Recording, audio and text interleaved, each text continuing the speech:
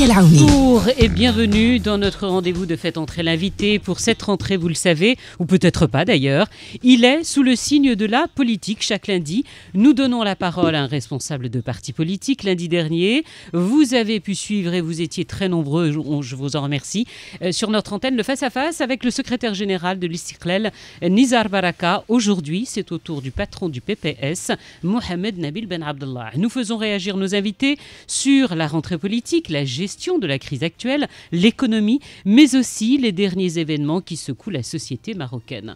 Mohamed Nabil Ben Abdallah, bonjour. Bonjour. Comment allez-vous ? Ça va, écoutez, autant qu'on puisse l'être par les temps qui courent. Alors juste une petite précision pour nos auditeurs. Il est vrai que la semaine dernière, nous avions un parti d'opposition et cette semaine aussi, mais nous avons bien sûr proposé au RNI, au PJD, ils interviendront juste un petit peu plus tard, problème de calendrier, date confirmée en tout cas pour le chef du RNI, M. Aziz Akhanouch, ce sera le 12 octobre prochain et pour le PJD, la confirmation est pour le moment en attente. C'était juste une petite précision pour pas qu'on nous dise « vous ne faites que les partis d'opposition ». Et moi je ne fais que répondre à votre invitation. Exactement. Alors, Nabil Ben Abdallah, nous vivons actuellement une période compliquée, anxiogène, difficile pour l'ensemble des Marocains et nous aimerions que nos politiques s'engagent davantage sur les décisions qui sont prises puisqu'elles impactent bien évidemment nos vies quotidiennes. J'aimerais vous demander tout d'abord votre première réaction sur ce que nous vivons et la crise que nous subissons. Ce sont des moments difficiles que l'humanité vit de manière générale. Notre pays, à l'instar des autres pays du monde, vit également sans l'eau du fait de la pandémie de la Covid-19. Aujourd'hui, la situation, disons, s'est aggravée quelque peu et donc il s'agit d'être encore plus vigilant. Nous ne voyons pas encore les perspectives, en tout cas par rapport à la fin de cette pandémie. Donc il s'agit de vivre avec, de faire avec, mais en même temps d'être prudent. Et puis, il faut que cette dimension sanitaire ne soit pas la seule à prévaloir. Il faut qu'il y ait la dimension économique, la dimension sociale, qui puisse également exister. Parce que autrement, cela peut porter un coup à notre économie, à notre stabilité sociale, à notre stabilité politique. C'est vrai, cet équilibre est extrêmement difficile à réaliser, en particulier pour un pays comme le Maroc, pour que nous puissions être aussi bien efficaces sur le plan santé que performants, ou en tout cas essayer de prendre le moins de coups possible au point de vue économique et social.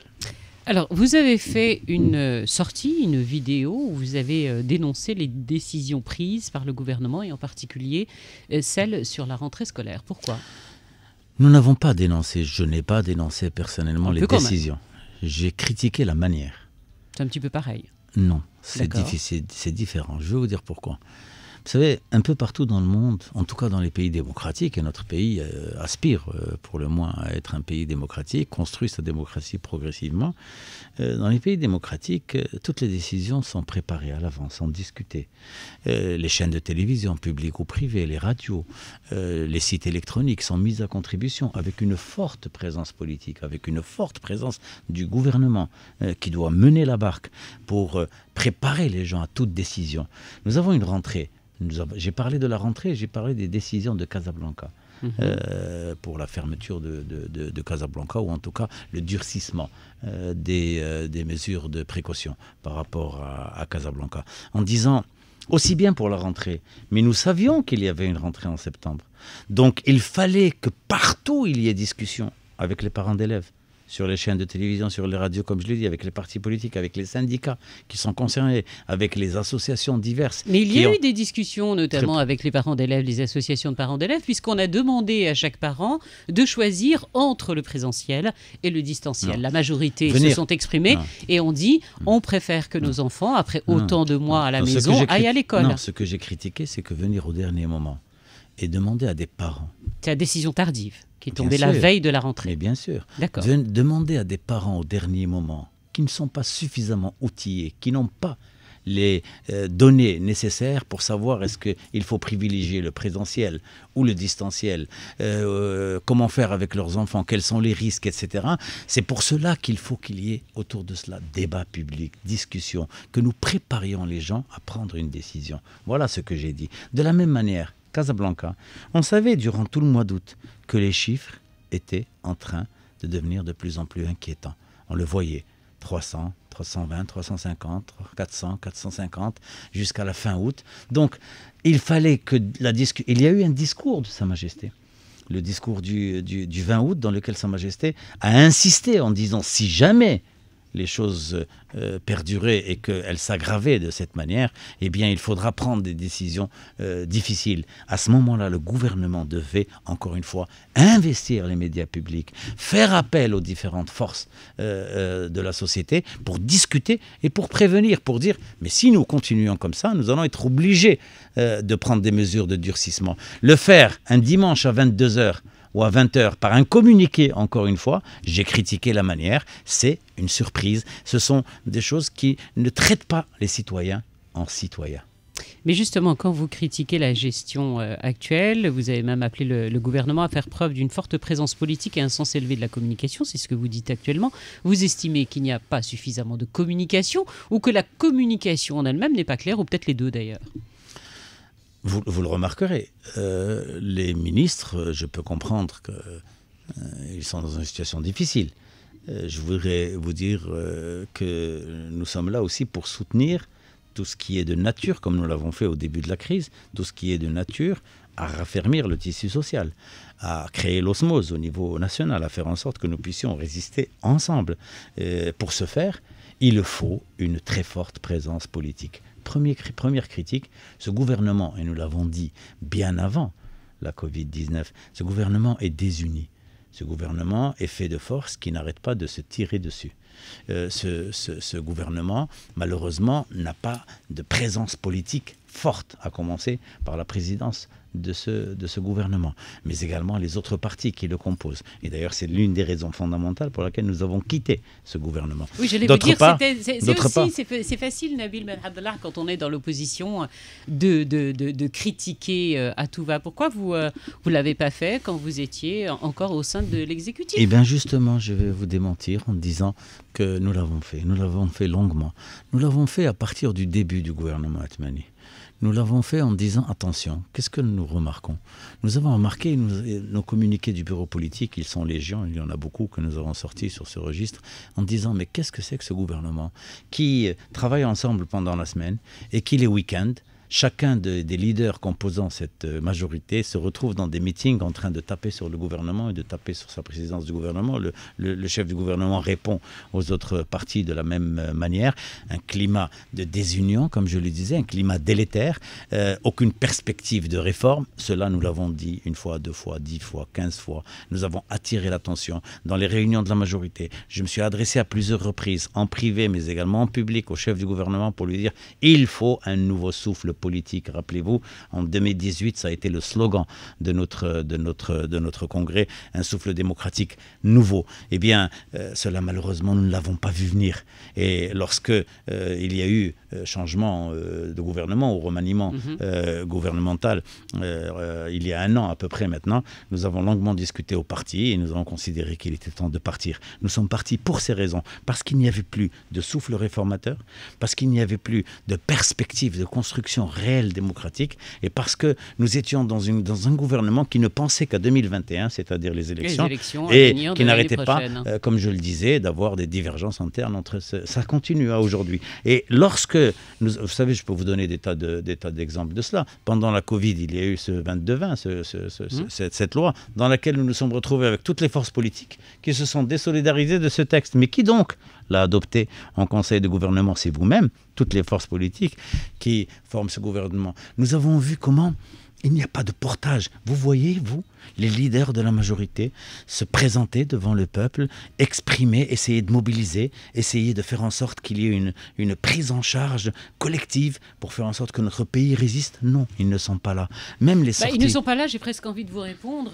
Ils ne sont jamais là, que ce soit l'actuel. Et que c'est un petit peu ce que vous dites, c'est un petit peu l'image que l'on a des politiques, malheureusement, des guéguerres internes, des jeux de pouvoir et des règlements de compte. Vous savez, non, ça n'a pas été le cas pour les partie de la majorité, en particulier pour le PPS. Beaucoup de personnes ont relevé que pendant là, la vous période... prêtez, oui, c'est normal. Pendant la période... Vous prêchez pour votre paroisse, c'est c'est normal. C'est la réalité. Mais... C'est la réalité. Pendant la période du confinement, c'est-à-dire en mars, avril, mai, juin, nous avons été très présents. Nous avons organisé des centaines de webinars. Nous avons mobilisé notre jeunesse, nos sections locales, le bureau politique. Nous étions tous les jours, personnellement, j'étais tous les jours sur les réseaux pour essayer de m'exprimer. J'ai alerté à plusieurs reprises le chef du gouvernement avec lequel j'ai eu 1 ou 2 débats en public avec les gens. J'ai appelé personnellement à ce que les médias publics puissent jouer leur rôle, accueillir de plus en plus de forces politiques. Alors, on va en parler, parce que ça, c'est un point important. Pourquoi ? Parce que nous avions l'impression, et ça c'est très mauvais pour la démocratie, qu'il n'y avait que l'autorité, les ministères concernés, plus l'autorité qui répondait à cette menace, à cette pandémie.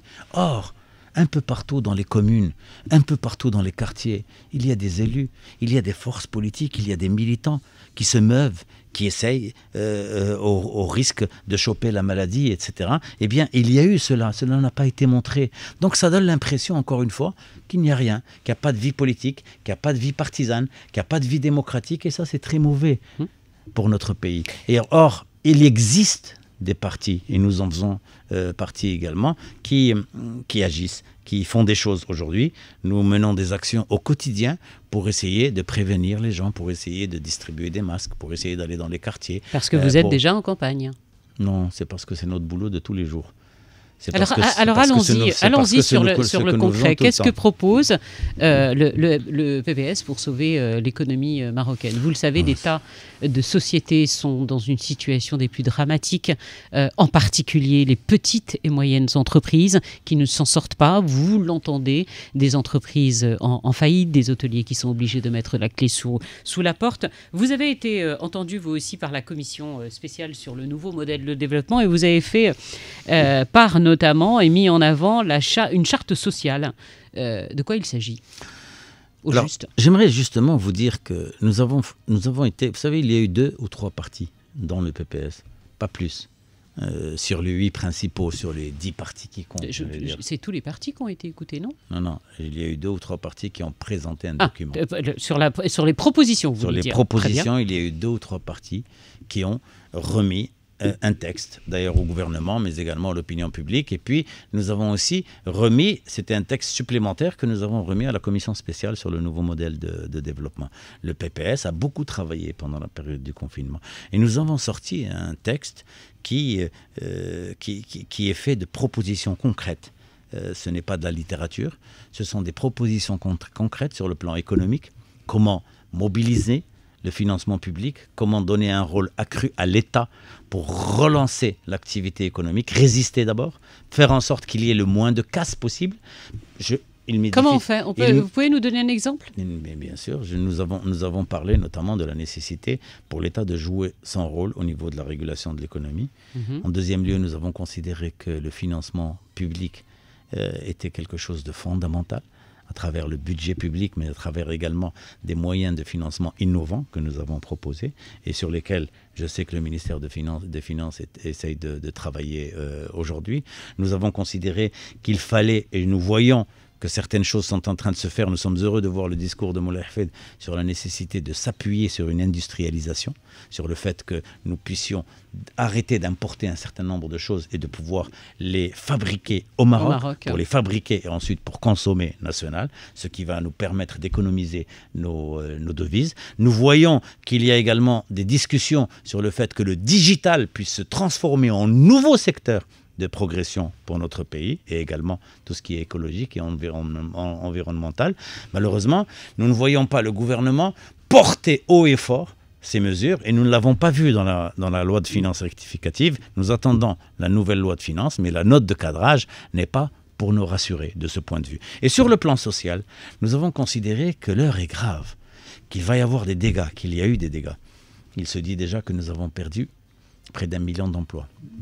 Nous allons en perdre beaucoup plus, tant au niveau de l'économie formelle qu'au niveau de l'économie informelle.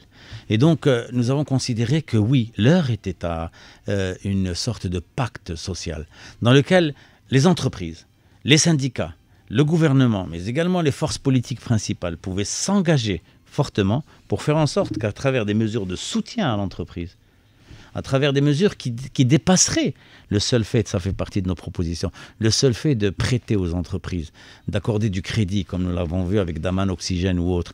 Vous savez, ces entreprises, demandez aux patrons, s'il vous plaît, c'est important, demandez aux patrons eux-mêmes, ils vous diront qu'ils sont dans l'incapacité aujourd'hui de rembourser quoi que ce soit. Voilà, et c'est exactement ça. C'est un auditeur là qui vous suit là et qui vous dit, Monsieur Ben Abdallah, allez plus loin. Allez plus loin. On ne peut pas obtenir de crédit actuellement. Voilà. Alors, on ne peut pas obtenir de crédit. Difficilement.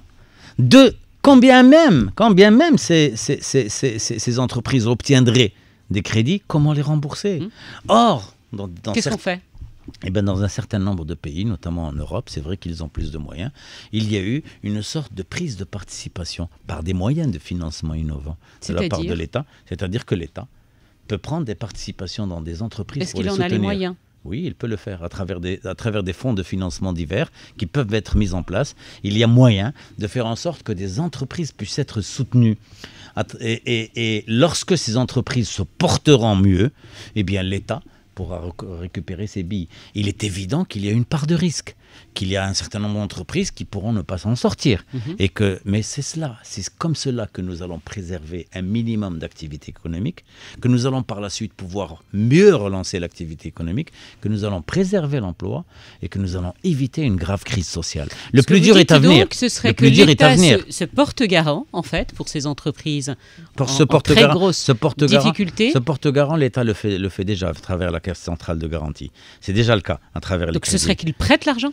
Non, ce serait qu'il devienne investisseur, ce serait qu'il devienne actionnaire. C'est ce qui se passe. Vous savez, allez voir les Français, allez voir les Allemands, allez voir un certain nombre de pays dans le monde aujourd'hui qui pensent à ces formules de prise de participation innovantes. Et de cette manière, on peut sauver un certain nombre d'entreprises, notamment, j'allais dire les plus grosses, les moyennes, celles qui ont de l'influence sur d'autres entreprises, de manière à ce que les paiements puissent se faire, à ce que les petites entreprises, petites et moyennes, puissent continuer de vivre. C'est pour cela que nous enregistrons positivement, ceci étant, que l'État a payé.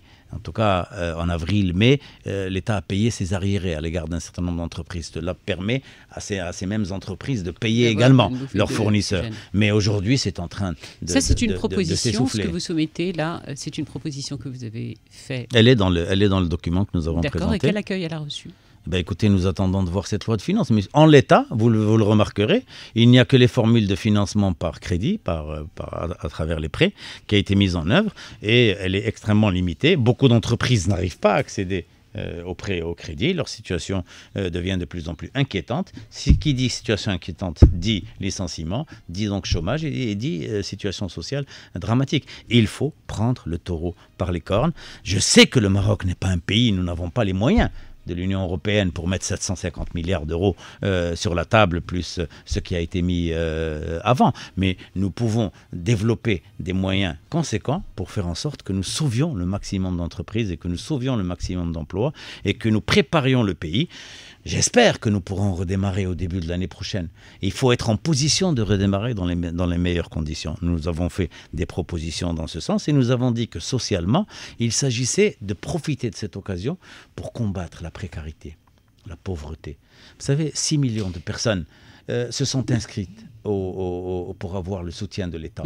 Ceci veut dire que plus de 20 millions de Marocains vivent dans une situation de précarité, de pauvreté, et surtout avec la crise. Donc, nous sommes heureux de constater que Sa Majesté le Roi a demandé la mise en œuvre d'une proposition que nous avons longtemps présentée, à savoir la couverture sociale universelle. Sur une durée de 5 ans, le gouvernement, celui-là et celui qui va venir... Ça fait tellement longtemps qu'on en entend parler. Aujourd'hui, les Marocains, ils veulent des actes concrets. Ils en ont un petit peu marre, excusez-moi l'expression, de ces textes, de ces rencontres. Ils ont envie de concret. On ne peut pas rester des années et des années avec des promesses. Oui, ça va changer. Oui, le Maroc a les capacités. Oui, on va mettre ceci en place ou pas ceci. C'est pour cela. Et finalement, grosse déception, et qui plus est, personne ne s'attendait à ce que l'on vive cette crise terrible. L'attente est énorme. C'est pour cela, Madame Fethia Raouni, que je vous dirais que nous avons besoin, nous l'avons dit dans le document sur le nouveau modèle de développement. Nous l'avons dit dans ces propositions que nous avons faites au gouvernement, que nous avons également déposées à cette commission spéciale sur le nouveau modèle de développement. Il faut un portage politique fort. Pour mettre en œuvre ces réformes, il faut un gouvernement fort. Il faut des institutions qui soient fortes. Il faut que notre démocratie joue pleinement.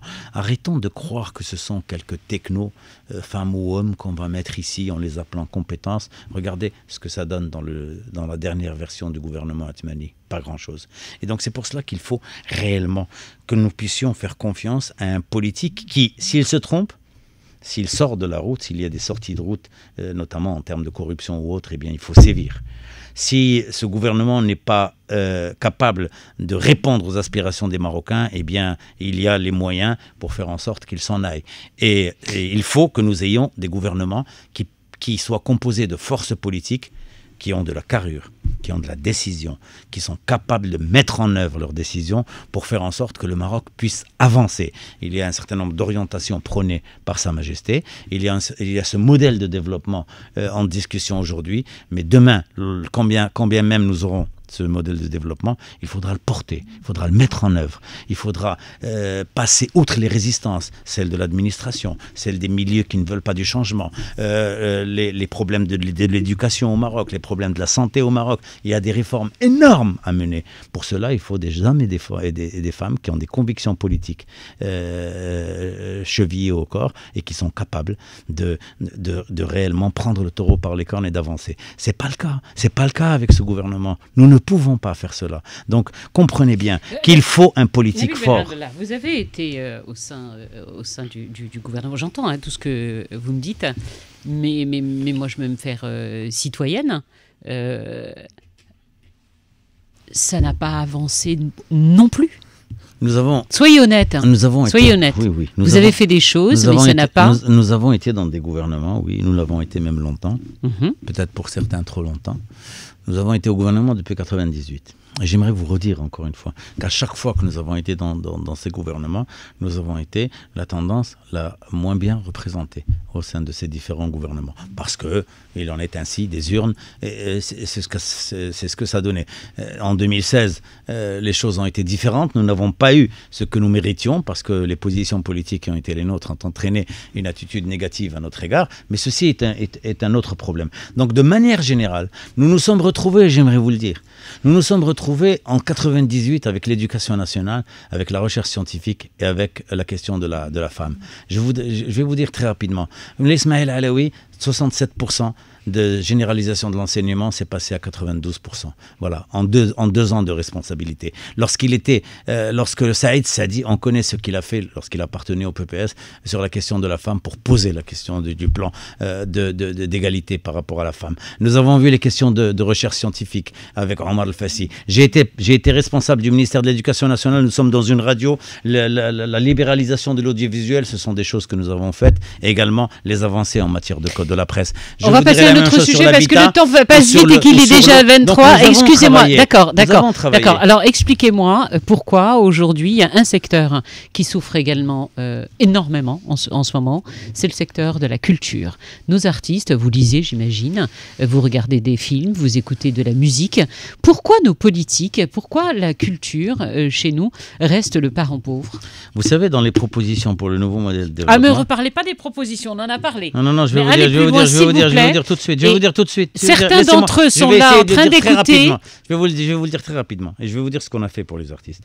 Dans le nouveau modèle de développement, dans les propositions qui sont les nôtres, dans le plan de propositions que nous avons mis en œuvre, nous avons dit il n'est plus possible que la culture soit encore considérée comme le parent pauvre.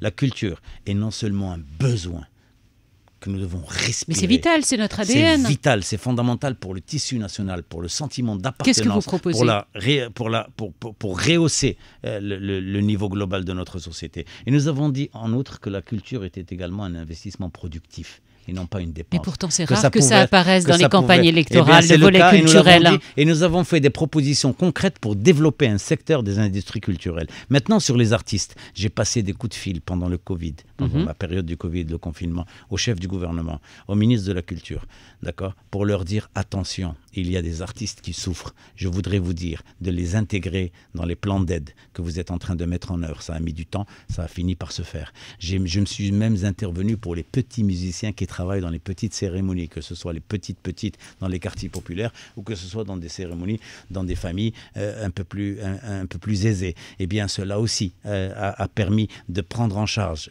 ces gens-là. Et nous continuons à ce jour de faire des interventions concrètes pour que la culture soit prise en charge réellement, non seulement dans les plans de soutien aujourd'hui, mais surtout demain dans le nouveau modèle de développement, pour qu'on en fasse un secteur développé, productif, dans lequel on investit et dans lequel on développe réellement. Ce sera en bonne place, ça aura une place prépondérante dans votre campagne. C'est déjà en bonne place pour nous, c'est l'un des axes majeurs de la relance par rapport à notre pays. Un autre sujet qui est éminemment politique, posé sur les réseaux sociaux lorsque nous avons annoncé que vous seriez avec nous aujourd'hui, c'est une question posée par notre diaspora. Je vous lis la question telle qu'elle m'a été envoyée. Quelle est votre position très claire sur le droit de vote des MRE avec création de circonscriptions à l'étranger? Nous parlons là de la 13e région. Apparemment, votre parti, le PPS, était, m'a-t-on dit, l'un de ceux qui étaient totalement pour. Vrai? Bah oui, vous savez, j'ai une expérience personnelle. J'ai mené une campagne alors que j'étais étudiant en France en faveur d'un candidat sur des circonscriptions dessinées alors dans les pays européens. La France, par exemple, était divisée en 2 circonscriptions, circonscription nord et circonscription sud. Donc, ça veut dire que cela a été possible. Pourquoi ça ne le serait pas aujourd'hui? La position du PPS, c'est de dire oui, il faut des circonscriptions à l'étranger pour les 6 millions de Marocains qui se trouvent à l'étranger. Malheureusement, ce n'est pas l'avis de beaucoup d'autres forces politiques. Est-ce que vous avez bataillé pour lorsque vous étiez au sein du gouvernement? Nous sommes encore en train de batailler pour, dans les négociations avec le gouvernement, avec le ministère de l'Intérieur. Et si cela ne se fait pas, nous sommes en train de batailler pour faire en sorte que les listes nationales, qui risquent de devenir régionales, que ces listes puissent comporter en bonne place des représentants des Marocains du monde, des MRE. Voilà. Et c'est une proposition que nous avons faite et que nous avons réussi à inscrire dans le document conjoint que nous avons produit avec le parti de l'Istiqlal et avec le PAM. Est-ce que le PPS est rejoint par d'autres partis sur cette position? En tout cas, nous avons permis que nous soyons rejoints sur la position d'introduire les MRE dans les listes régionales. Je pense que cela a des chances d'aboutir. J'espère que cela va aboutir. Pour 2021? Oui. Nous sommes en train de batailler pour. J'espère que nous serons suivis par les autres forces. Karim Boutarbouch, on en parle. Pour ceux qui n'ont pas suivi, je vais vous emmener sur un fait de société, celui de l'affaire du petit Hadnan. Karim Boutarbouch, c'était un militant du PPS. Il avait lancé un appel à la haine et des plus virulents à l'encontre de l'intellectuel Ahmed Hassid sur l'affaire Hadnan. Le parti a présenté très vite ses excuses. Est-ce que ce monsieur est toujours au sein du parti ou est-ce que vous allez prendre des mesures? Qu'est-ce qui se passe après? J'ai envie de vous dire, j'ai honte. J'ai honte lorsque je vois un militant apparenté au PPS pouvoir proférer C'était un appel au meurtre qu'il a lancé. C'est absolument inacceptable, c'est inexcusable, c'est quelque chose que nous avons dénoncé très vite. J'ai personnellement pris mon téléphone, j'ai appelé notre ami Ahmed Hassid pour lui dire tu sais très bien que le PPS ce n'est pas cela. Je pense, quelles que soient les raisons qu'on peut trouver à ce membre du parti, parce qu'il est de Tanger, parce qu'il a probablement été emporté par la vague après ce crime effroyable à l'égard de l'enfant Hadnan, mais cela est absolument inacceptable. Et nous avons fait des excuses publiques que nous avons publiées également. Nous avons demandé à ce militant, si on peut l'appeler ainsi, de retirer ses propos, de présenter des excuses également. Et nous avons soumis son cas à la commission de discipline. Je peux vous informer que nous en avons discuté longuement au bureau politique de la semaine dernière. Nous étions légèrement en désaccord sur la gravité de la sanction, mais il y aura sanction et elle sera probablement prise cette semaine parce que nous ne pouvons pas accepter dans nos rangs de pareils propos. Ils vont à l'encontre de nos valeurs, ils vont à l'encontre de notre éthique et ils vont à l'encontre de nos principes.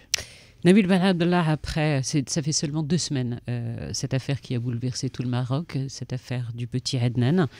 Et ce week-end, nouveau drame, la petite Nahima, elle était âgée de seulement 5 ans, retrouvée morte dans des conditions que je ne peux, parce qu'elles sont effroyables, comment le corps a été retrouvé. Face à des crimes aussi odieux, on se pose la question, est-ce que notre justice n'est pas là où on l'attendrait? Est-ce que les peines ne sont pas aussi lourdes qu'on peut l'espérer? Nous l'avons évoqué avec notre invité de la semaine dernière également, puisqu'il y a eu des appels au retour à la peine de mort. Mais qu'est-ce que l'on peut faire contre des crimes aussi horrible? D'autres enfants ont disparu, ça inquiète énormément les Marocains. Ces 2 affaires viennent vraiment nous touchent. Chaque parent ne peut pas rester insensible.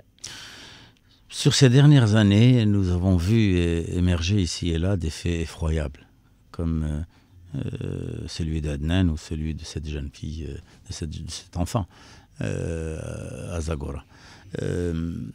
Peut-être que cela existait avant dans notre société, mais il n'y avait pas les réseaux sociaux, il n'y avait pas cette capacité de porter au grand jour ces choses-là. Maintenant, je vais vous dire, il faut agir en amont. Avant la justice, certes, doit être ferme. Les enquêtes doivent être menées, les actes de prévention doivent être également menés. Mais il y a des actions importantes à mener en termes d'éducation, en termes de culture. En termes de culture de l'égalité, en termes de culture des droits de l'homme, en termes d'apprentissage à l'école, d'également de précautions à prendre à l'égard des enfants pour que les enfants soient suffisamment avertis sur ces questions. Cette politique de prévention n'est pas menée comme il se doit. Il y a des associations ici et là qui font un travail extraordinaire. Je leur tire la révérence ici en leur disant bravo pour ce que vous faites, mais ça ne suffit pas. Il faut aller encore plus loin et il faut faire en sorte que, effectivement, par l'exemple, lorsque nous arrivons à la justice, nous puissions avoir des peines qui soient sévères pour faire en sorte que ces choses ne puissent pas se reproduire. Vous avez parlé tout à l'heure, et j'aimerais beaucoup qu'on y revienne, vous avez parlé des médias, on parlait de communication du gouvernement. Ailleurs, que ce soit en France, en Espagne, en Europe, dans d'autres pays, les débats politiques, un petit peu comme ce que nous faisons aujourd'hui, sont quasi quotidiens. Chez nous, ce n'est pas le cas parce que c'est difficile d'obtenir la présence en fait, de politiques sur les plateaux, que ce soit la télévision ou les radios. Est-ce que les politiques ont peur des journalistes au Maroc? Oui, je pense. Je pense que Pourquoi? Les politiques ont peur de manière générale. Enfin, les politiques. Peur de s'exprimer? Peut-on les appeler des politiques? Vous savez, pour beaucoup, une partie de la classe politique nationale, malheureusement, se retrouve souvent dans une situation où elle ne s'exprime que lorsque les choses sont tout à fait claires. Ceci, c'est ce qui a porté atteinte à la qualité de notre débat politique. Il y a de rares forces politiques qui s'expriment sans avoir besoin d'instructions, sans avoir besoin qu'on leur dise ce qu'il faut dire. De ce fait, beaucoup, lorsqu'ils se retrouvent, beaucoup de responsables de partis politiques, lorsqu'ils se retrouvent devant des situations difficiles, refusent d'aller à la télévision, à la radio, parce qu'ils se disent on va nous interroger sur telle question ou telle autre question. Pour ce qui nous concerne, au Parti du Progrès et du Socialisme. C'est dramatique ce que vous dites, parce que dramatique. ce sont des personnages publics. Et nous sommes un petit peu le lien entre eux et le citoyen. C'est pour cela que je vous dis la chose suivante. Il faut une classe politique qui soit libérée. Il faut une classe politique qui soit forte. Il faut une classe politique qui puisse représenter des partis autonomes, qui prennent leurs décisions par eux-mêmes. Qui sont capables d'aller devant l'opinion publique et de défendre leur point de vue comme il se doit, de porter la contradiction, d'être présent dans les médias publics et de répondre aux médias publics et privés pour faire en sorte que réellement il y ait un débat dans le pays. Malheureusement, nous avons vu que de plus en plus il y a une sorte de peur. En outre, j'aimerais rajouter une chose, je ne parle pas pour vous en particulier dans cette estimable et estimée institution qui est 2M, mais je parle de beaucoup de médias, notamment privés ou de réseaux sociaux. C'est devenu de plus en plus difficile parce que c'est le lynchage. Vous parlez de fake news. Parce que les fake news, le lynchage, le règlement de compte, c'est devenu difficile. Il faut vraiment avoir la carapace, il faut résister. Lorsque vous portez des convictions, vous pouvez affronter tout cela. Lorsque vous êtes un peu faiblard sur les bords, vous avez plutôt tendance à prendre la porte et à éviter de vous mettre dans une situation où il faut porter la contradiction et il faut assumer les coups. Eh bien, malheureusement, notre classe politique aujourd'hui doit changer. Nous devons permettre l'émergence d'une nouvelle classe politique. Vous allez me dire, mais qu'est-ce que vous faites encore là? Mais moi, je vous dis, moi et les autres, mais moi et les autres qui sommes encore là, c'est-à-dire ceux qui sont d'une certaine génération, nous ne souhaitons que cela. Nous souhaitons transmettre le flambeau. Mais transmettre pourquoi vous ne le faites pas? Parce qu'il faut des militants, des gens qui sont capables de le porter, qui sont capables faites-leur de faire confiance, la même chose peut-être nous qu'ils sont capables vous savez, de la le moitié, faire. Vous savez, la moitié de notre bureau politique est constitué de personnes qui ont moins de 50 ans. Donc, nous sommes 30. Donc nous sommes là en train de les porter pour faire en sorte que je vais m'en aller dans 1 an et demi. Je vais laisser cette responsabilité de secrétaire général. Je n'ai que 61 ans, mais je crois qu'il est temps de tirer ma révérence, en tout cas, de cette responsabilité. Et de passer le flambeau. Vous vous dites qu'après, vous arrêterez? Arrêter de faire de la politique? Probablement pas. Ben non. Non, je continuerai sous d'autres formes. Je verrai ce que je ferai après, à ce moment-là. Mais en tant que secrétaire général, non, j'arrêterai, probablement. Vous ne vous représenterez pas? Je ne le souhaite pas. Je ne le souhaite pas. J'ai passé 3 mandats. Justement de passer le flambeau? Oui, je suis sur la brèche. Vous savez, je fais de la politique et je suis membre du PPS depuis l'âge de 17 ans. Sympathisant d'abord, puis membre officiel quelques mois plus tard. Et ensuite, je crois que ça fait presque 43 ans. On est en train de déborder, politique. Je vais me faire disputer. On arrive à la fin de ce face-à-face. Je vais vous demander dans un instant de rejoindre le fauteuil jaune qui est juste là-bas pour la confession. Mais juste avant, en fait, j'ai envie... par rapport à ce que vous venez de dire, que vous êtes engagé depuis 17 ans, est-ce que vous 43 ans, je suis... depuis l'âge de 17 ans. Oui. Est-ce que de temps en temps, vous vous dites, là, j'ai pas assuré? Est-ce que vous faites de temps en temps votre propre mea culpa en disant, là, je me suis planté? Sur cette question en particulier, oui. Parce qu'on ne vous entend pas beaucoup, les politiques, sur ce volet-là. Mon principal souci, c'est que j'ai vécu déjà une sorte de crise existentielle, en tout cas de doute, de remise en cause, parce que j'ai passé presque 10 ans à Paris, jusqu'à finir comme quasiment premier responsable du parti, en tout cas pour le secteur étudiant, dans toute l'Europe occidentale. Et puis quand je suis parti, patatrac, il n'y avait plus rien derrière. Et je m'en suis voulu parce que je me suis dit, c'est toi qui es responsable, tu n'as rien laissé derrière toi. Et là, je porte également au quotidien, tous les matins, en me rasant devant un miroir, je me dis, il faut assurer la relève. Avec les gens qui sont de ma génération, ils sont tous là à m'interpeller en me disant, mais qu'est-ce qui va se passer après? Et je leur dis, il faut faire confiance à l'avenir, mais en même temps... Et aux jeunes peut-être? Mais bien sûr. Quand on parle de relève, ça veut dire que les jeunes qui viennent... Notre jeunesse. Et chez nous, au PPS, vous savez, il y a un souci de performance, une grande exigence. Il faut vraiment pouvoir porter quelqu'un qui fasse la quasi-unanimité, qui puisse avoir le charisme nécessaire, qui puisse porter le parti, porter ses principes et garder le cap.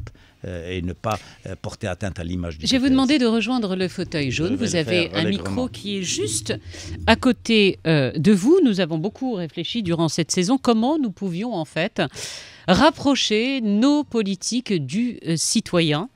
Et alors à chacun de nos invités, on lui demande une confession personnelle, de jouer le jeu et de nous confier quelque chose. On vous écoute. Cette confession n'est pas très personnelle, elle me concerne, certes, mais je pense que ce serait bien de clore cette sympathique émission avec vous en vous disant que j'avais 16 ans et j'étais dans un lycée de la mission française, à savoir le lycée Descartes à Rabat, où il y avait des classes sociales parfois moyennes, mais souvent aisées, et qui étaient un peu à côté de la plaque par rapport à la réalité nationale.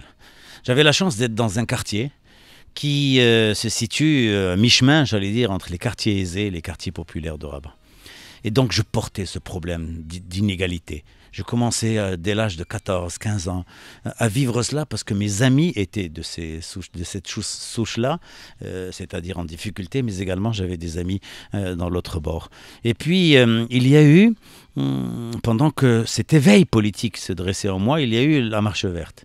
Et avant la marche verte, il y avait des manifestations qui se déroulaient un peu partout, dans Rabat et dans d'autres villes, pour essayer d'appeler à une forte participation.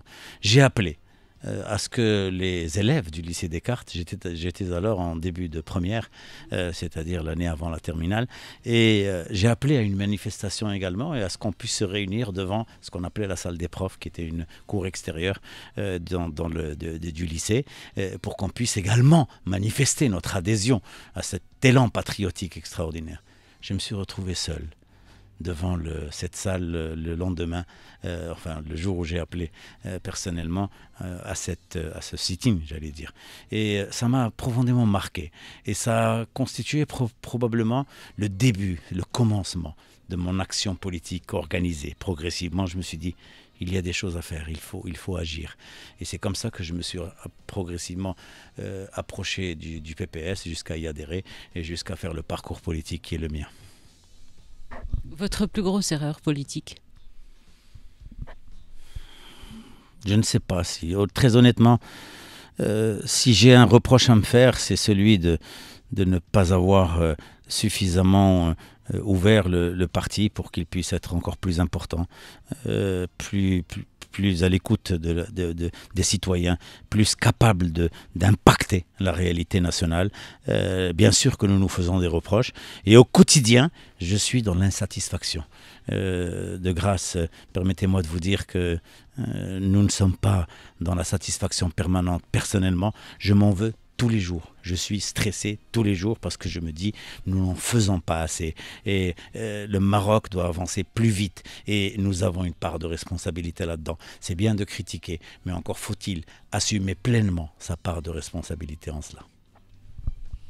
Merci d'avoir joué le jeu, Nabil Ben Abdallah, de ce rendez-vous de Faites entrer l'invité. Rendez-vous bien évidemment la semaine prochaine, lundi prochain, avec un nouveau chef de parti politique. Vous retrouverez bien sûr toutes les images dans un instant sur l'ensemble de nos réseaux sociaux. À bientôt.